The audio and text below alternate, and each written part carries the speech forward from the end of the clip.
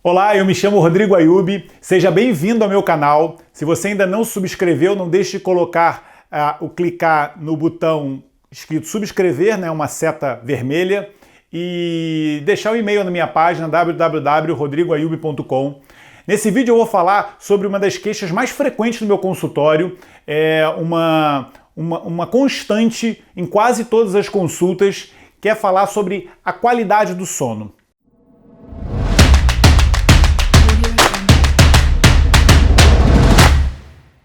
Então assim, insônia, doutor, eu não consigo dormir direito, doutor, eu acordo muitas vezes à noite, doutor, eu tenho muitos pesadelos, doutor, eu vou para a cama e fico rodando e não consigo dormir. Ou seja, a alteração da qualidade do sono é uma queixa muito frequente e talvez um dos fatores mais importantes que alteram a nossa saúde. Entendeu? Se eu pudesse dar uma dica assim para você ter uma vida equilibrada, uma vida saudável, eu diria que você tem que ter uma excelente qualidade do sono.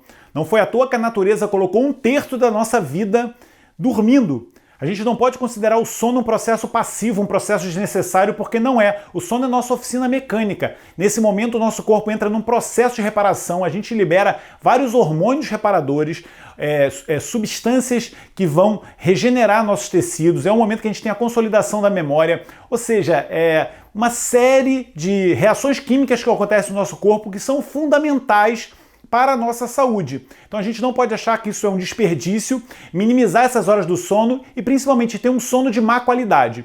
Por isso eu resolvi fazer um vídeo, eu vou falar os 8 fatores que, no meu entender, são os que mais atrapalham esse processo de sono reparador, tá bem?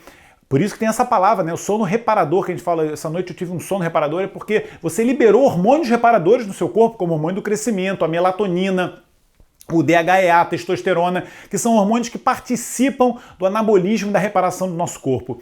E é fundamental a gente ter a liberação otimizada desses hormônios para a gente ter saúde. Então eu vou falar de 8 fatores que interferem com esta qualidade do sono, tá bem? Sono reparador não é tomar ansiolítico, nem tomar hipnótico, né? Aqueles sedativos que fazem a gente ficar num estado de sonolência, mas que não é no estado de sono profundo, né? Aquelas fases do sono, eu não vou falar aqui de fisiologia do sono, mas a gente sabe que tem aquelas fases do sono, o sono profundo, a fase delta, o sono REM, né? Que é aquele Rapid Eye Movement, que é uma fase do sono que a gente tem uma atividade, né, metabólica muito grande, e é um processo de reparação do nosso corpo. E muitas vezes você toma um ansiolítico e você está com o corpo sedado, mas não está nesse processo de sono profundo. Então é muito importante que o nosso corpo esteja num equilíbrio para a gente atingir essas fases de sono profundo, para a gente fazer esse processo de reparação, para no dia seguinte a gente ter energia, ter vigor mental, vigor físico e principalmente saúde. Então, 8 fatores que interferem com essa qualidade de sono. Vamos direto ao assunto. Primeiro fator, um dos mais frequentes que eu vejo, você, no final do dia, mais ou menos a partir de 4, 5, 6 horas da tarde, você ingerir estimulantes, né? Coisas que façam o seu corpo ficar mais excitado, como por exemplo, né? Então vou botar aqui, ingestão de estimulantes. Como por exemplo, café, né? Por causa da cafeína, o chá, principalmente o chá preto, que também tem uma concentração alta de cafeína, chocolate, que também tem uma concentração de cafeína e outras substâncias estimulantes, ou mesmo o cigarro, né? Você fumar muito, o cigarro ele tem um efeito metabólico e vai interferir com a qualidade do seu sono. Então essas bebidas, e mesmo energéticos e outras bebidas que fazem a gente ficar com uma aceleração, uma descarga, um estímulo do nosso sistema nervoso simpático, são substâncias que não devem ser ingeridas a partir de uma determinada hora para o seu corpo começar a entrar num processo de relaxamento. Neste momento, a gente não deve ter descarga simpática, a gente tem que ter uma diminuição desse nosso eixo do sistema nervoso autônomo e estimular o parasimpático, que é o sistema do relaxamento. Por isso que nesse momento é importante atividades que façam o nosso corpo entrar em relaxamento ativando o parasimpático. Então, bebidas estimulantes devem ser proscritas principalmente na segunda metade do dia.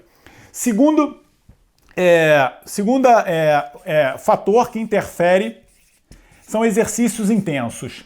Eu costumo falar muito, inclusive do HIIT, né, que é o High Intense Training, que é um treino de alta intensidade para você estimular no seu corpo várias vias metabólicas pró-saúde, né?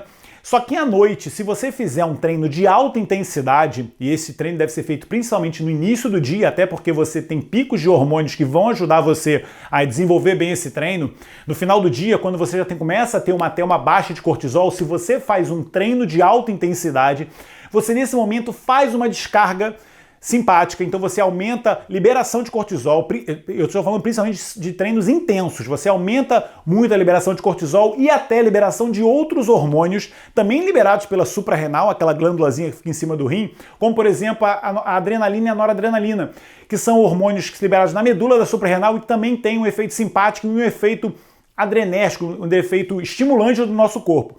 Então essa atividade física de alta intensidade à noite, por ser uma descarga simpática, vai interferir nesse nosso processo de relaxamento e vai atrapalhar a nossa qualidade do sono. Portanto, nesse momento, eu, por exemplo, muitas vezes eu vou treinar no fim do dia e o que eu faço é natação, por exemplo. Eu vou nadar, natação é uma coisa que me dá muito relaxamento e depois eu ainda vou fazer uma sauna, porque também é um processo de, o calor, ele faz relaxamento muscular e eu realmente saio muito tranquilo e muito relaxado, mesmo depois de um dia intenso de trabalho, quando eu faço uma atividade física leve e faço uma sauna, um banho turco para relaxar os meus músculos. Então, exercício de alta intensidade não deve ser feito no final do dia para não excitar o nosso corpo e atrapalhar, interferir no nosso processo de sono.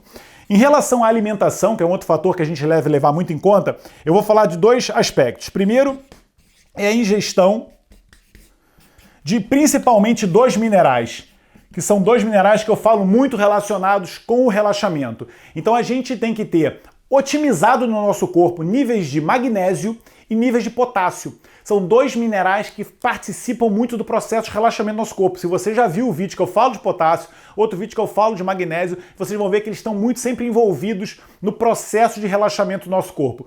Então, por exemplo, e aí é aquilo que eu falo, quais são os alimentos de natureza mais ricos nesses minerais? Principalmente os verdes, verduras e legumes, e também algumas sementes e oleaginosas. Então, a alimentação perfeita para você fazer no final do dia seria aquela salada com bastantes verdes, colocar um pouquinho de sementes e oleaginosas, regar com azeite, e colocar um pouquinho de sal integral. Então você faz aquela refeição mineralizada com grande concentração de potássio e magnésio, que são minerais fundamentais para o nosso relaxamento. Em determinadas situações, se você estiver passando por fases, período de vida que você está com muita agitação e também ou fazendo uma má alimentação, você pode usar a suplementação. Embora essa não seja a melhor estratégia, a natureza não utiliza suplementos, a gente consegue tirar esses alimentos, esses minerais, a gente consegue tirar esses minerais dos alimentos, então é fazer uma alimentação rica em verdes, verduras, legumes, sementes e oleaginosas, tá bem? Para o seu corpo receber os nutrientes para o processo de relaxamento, não esquecer disso. E em relação à alimentação também, uma coisa, assim como a gente deve comer, a gente deve saber o que a gente tem que comer, a gente também deve saber o que a gente não deve comer. E um dos piores alimentos para você fazer nesse final de dia são carnes, Principalmente carne de vaca, carne de porco, aquelas carnes mais pesadas, por alguns motivos. Primeiro, então, ingestão de carnes, Oh, meu Deus, é sempre essa caneta. Ingestão, então é baixa ingestão de carnes. É o ideal, ou seja, o que você não deve fazer, alta ingestão de carnes e baixa ingestão de magnésio e potássio. Então, uma alta ingestão de carne nesse momento vai atrapalhar o nosso processo de sono. Por quê? Primeiro porque é um alimento de má digestão, é difícil de digestão.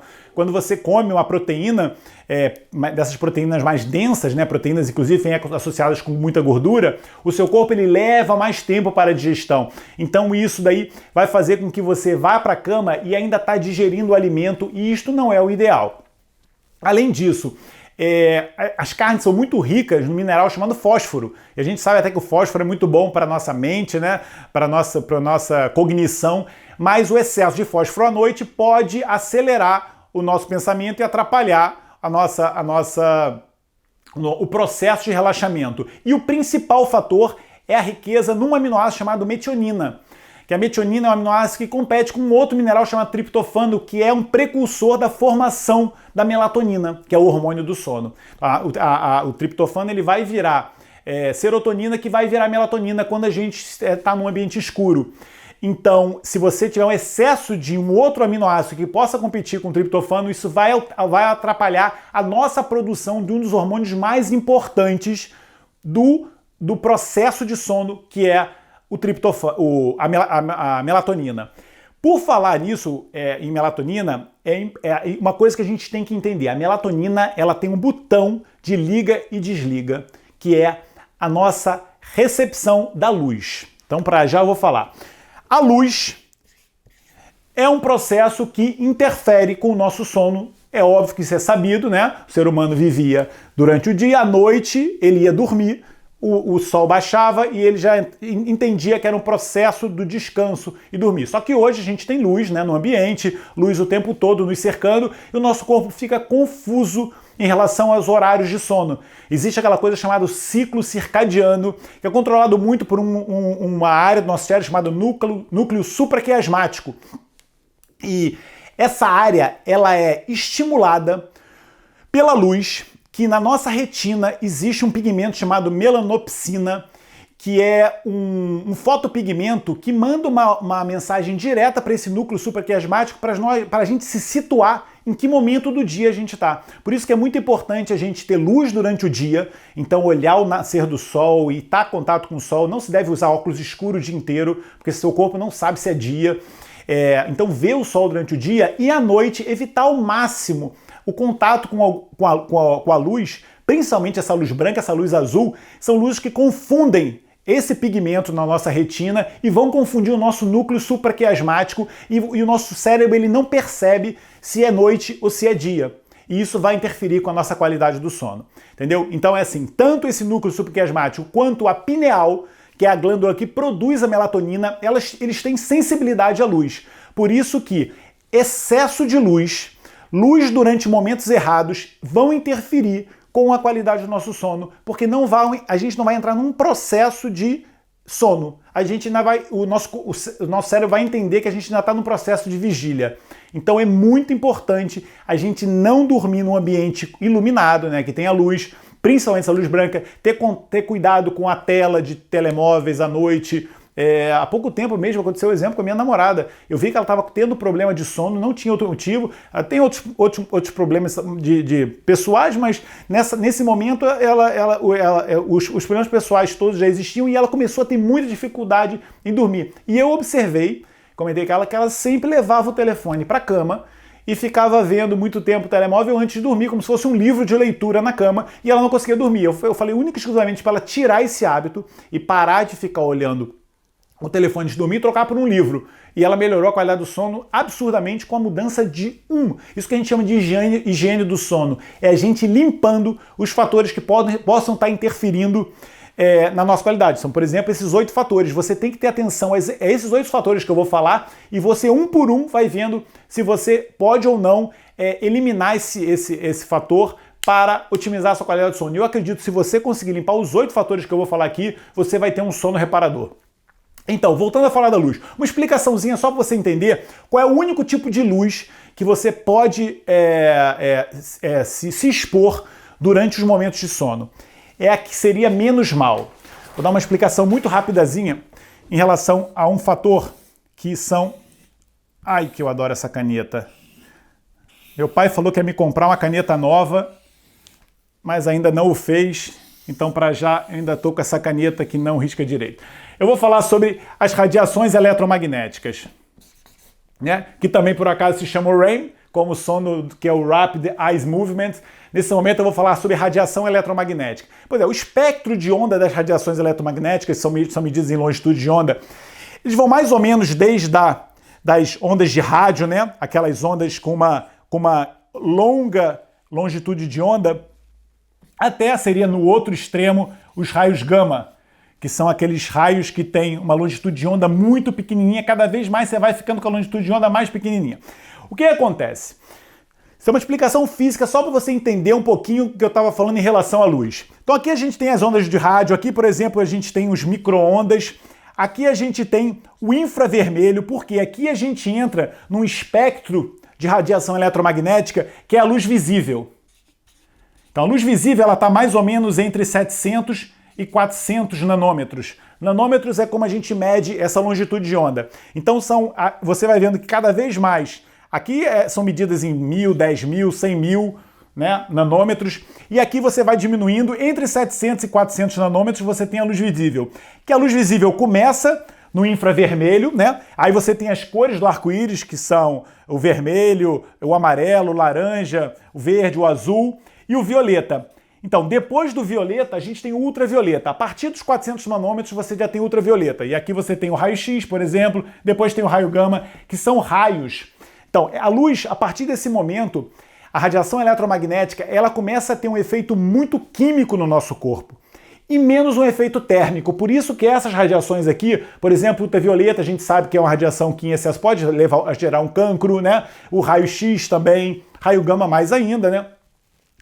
E aqui você tem o ultravioleta A, ultravioleta B, ultravioleta C, e quanto mais a radiação eletromagnética vai diminuindo a longitude de onda, maior a reação química que tem no nosso corpo. Mas quando a gente faz o inverso, né? Essa radiação ela vai perdendo esse efeito químico de gerar alteração no nosso DNA, gerar cancros, etc. E ela vai tendo um efeito térmico. Inclusive por isso que a luz ultravioleta, a luz infravermelho, ela é utilizada em fisioterapia para tratamento de lesões, né? Coloca calor no local, relaxante muscular. É uma técnica usada muito para calor. E, por exemplo, quando um fotógrafo antigamente, hoje já não existe mais isso, né? A fotografia, mas eu ainda sou desse tempo, que a fotografia era revelada no estúdio, e o fotógrafo usava aquela luz vermelha. Lembra aquela luz vermelha? Por quê? Porque a luz vermelha ela interferia pouco com a fotografia, porque ela não tem muito efeito químico. Ela tem aquele efeito térmico da luz vermelha, mas ela não interfere, por exemplo, para a revelação de uma fotografia. Por isso que, quando você, por exemplo, você tem o hábito de ter luz no seu quarto, ou então, quando você tem necessidade ainda, porque não está 100% equilibrado do ponto de vista hormonal, e tem necessidade de ir no banheiro várias vezes, você pode levar uma lanterna de luz vermelha. A luz vermelha ela tem menos efeito fotoquímico que sensibiliza esse pigmento que fica no fundo do nosso olho, que chama-se melanopsina, que vai estimular os nossos centros de vigília e sono. Então por isso que você pode usar a luz vermelha. Não é ideal, o ideal é não usar luz, mas de todas as luzes, a luz que tem o menor efeito químico, tem mais efeito térmico por estar mais perto das radiações com alta longitude de onda, é a luz vermelha. Então deu para entender com essa explicação de radiações eletromagnéticas que se você quiser usar uma luz, do espectro de luz visível, você pode usar a luz vermelha. Mas as outras luzes, principalmente a luz azul, né, que fica muito próxima da luz violeta, ela tem uma interferência muito grande e que é a luz principal das telas de computador, né, das telas de telemóvel. Por isso que evita o uso desses dispositivos à noite.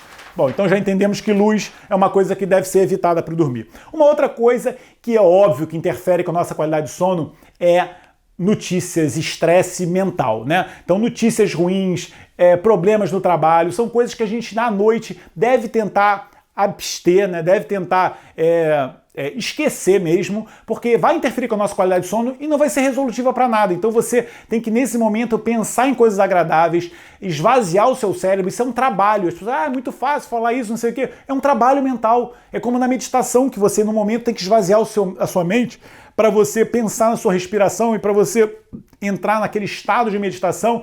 Isso é um exercício, é igual um exercício físico. Então você, à noite, tem que abster de problemas, abster de estresse, você tem que entrar no estado de relaxamento. Se você ficar pensando um problema que você vai ter que resolver no dia seguinte, se você ficar assistindo o noticiário que fala que caiu o avião não sei aonde, morreu, o pai matou o filho estrangulado, não sei o quê, isso vai te deixar num estado de liberação simpática e um estresse físico e mental que vai interferir com a qualidade do seu sono. Então noticiário é para ser esquecido, você tem que fazer coisas que te agradem, ver um filme que você goste, ler um livro que você goste, estar com pessoas agradáveis, pensar em coisas positivas, porque isso vai fazer que seu corpo se sinta bem, você entra no estado de relaxamento e você consegue dormir bem. Então, noticiário, como em vários outros vídeos que eu já digo, oh meu Deus, noticiário e notícias ruins, etc., têm que ser abolidas, principalmente à noite, que nosso corpo precisa entrar no estado de relaxamento. Falando em radiação eletromagnética, que eu falei da luz, as outras radiações eletromagnéticas também interferem com o nosso cérebro, né? Porque é energia, nosso cérebro é elétrico. Então, se você estiver perto da sua cabeça, no momento que você tem que estar em relaxamento, radiações eletromagnéticas, que muitas são invisíveis, que estão fora daquele espectro de luz visível, mas que estão passando pelo nosso corpo, vai interferir com a qualidade do nosso sono. Por isso que você não deve ter no quarto dispositivos elétricos, como rádios, né? Rádio relógio, os telemóveis têm que ficar fora do quarto, como eu fiz com a minha namorada, que resultou muito na qualidade de sono dela, aparelhos de televisão ligados à noite e etc. Então, radiação eletromagnética da luz visível incomoda, diretamente estimula o nosso cérebro através da porta. Eu não sei se você sabe, mas esses núcleos cerebrais, eles têm tecido óptico. Essas áreas do cérebro que controlam o nosso círculo circadiano, elas têm tecido óptico, ou seja, o olho é a nossa porta do cérebro. Então, a luz incomoda, é sabido que incomoda. As radiações eletromagnéticas, mesmo as fora da luz visível, também interferem no nosso cérebro. Então, ter fora do nosso campo de sono dispositivos elétricos que gerem essas radiações. E por último, os ruídos, né? É óbvio que a gente sabe que se você estiver num ambiente com muitos barulhos e ruídos, isso vai deixar você sempre desperto, você sempre acorda e vai interferir com a nossa qualidade de sono. Você pode procurar o teu quarto mais isolado possível, até colocar um tampão no ouvido para o ruído não interferir na sua qualidade de sono. Isso é ótimo. Então, dormir com televisão ligada, essas coisas, além da radiação eletromagnética e da luz, o ruído vai interferir com a qualidade do seu sono. Então, também os ruídos.